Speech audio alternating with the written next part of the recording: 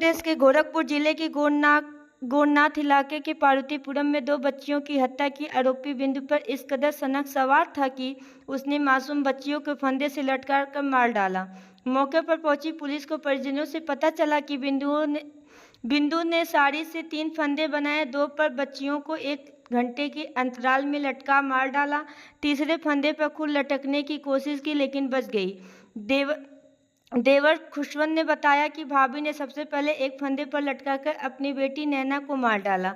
इसके 1 घंटे बाद चस्का हुसैन स्थित घर में उनकी बेटी शीतल को लाकर फंदे से लटका दिया। खुद फंदे पर लटक गई, फिर वह टूट गया। इसके बाद ट्रेन के आगे कूद कर जान देने की कोशिश की।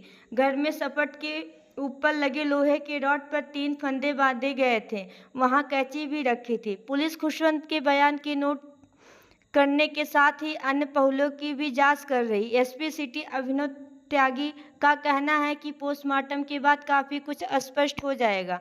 बड़े भाई रवि हैदराबाद में रहते हैं। सूचना मिलने पर वह भी गोरखपुर रवाना हो गए हैं। पिता शिव प्रसाद और खुशवंत शहर के नामी प्लम्बर हैं। काफी समय से यही काम कर रहे हैं। खुशवंत बताया कि सुबह 9 बजे भाभी बिंदु ने बेटी नैना को पहले आमलेट खिलाया था। इसके बाद घटना को अंजाम दिया। इसके बाद वह चस्का हुसैन स्थित घर गई। वहां पिता और बहन सफाई कर रहे थे, इसलिए बेटी शीतल को पत्नी सरिता के पास पहुंचाने के लिए भाभी बिंदु के साथ भेज दिए। भाभी के घर आकर शीतल को भी मार दिया। उस समय उसकी पत्नी सरिता दूसरी मंजिल पर थी, लेकिन भाभी के कमरे में कूलर चलने की वजह से कुछ भी सुनाई नहीं दिया। शिव प्रसाद ने बताया कि दोपहर करीब 12 बजे सूचना मिली थी कि वह बिंदु नकहा क्रॉसिंग पर ट्रेन से टकराकर घायल हो गई है। हम लोग उसे घायल अवस्था में देखकर मेडिकल कॉलेज पहुंचे।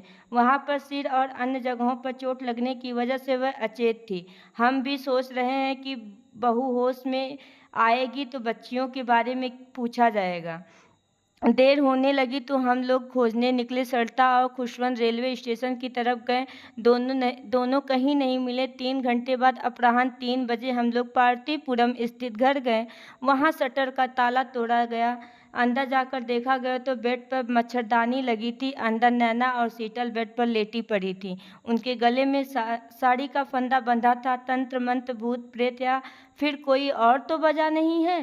पुलिस का कहना है कि बिंदु मानसिक रोगी है। उसके 3 पर एक बार खुदकुशी का प्रयास किया था, जबकि परिजन का कहना है कि बिंदु ने कभी ऐसा कुछ किया नहीं कि उसे पागल माना जाए।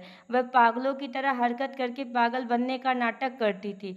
वहीं आसपास जुटे लोगों का कहना है कि कहीं बिंदु तंत्र मंत्र और भूत प्रेत के चक्कर में तो नहीं पड़ गई थी। तंत्रिकों के चक्कर में पड़कर इस घटना को अंजाम देने की चर्चा होती रही। वहीं पुलिस की हर पहलू पर जांच कर रही है। डॉक्टरों के अनुसार बिंदु की हालत गंभीर है। होश में आने पर काफी कुछ स्पष्ट हो सकता है। पुलिस उसके होश में आने का इंतजार कर रही है। पहली बार ऐसी घटना कॉलोनी में हुई है। हर कोई हतप्रभ, आखिर कोई मासूम बच्चियों को इस तरह कैसे मार सकता है। घटना ने कई सवाल खड़े किए हैं। संवाददाता दीपक भारती पत्रकार की रिपोर्ट।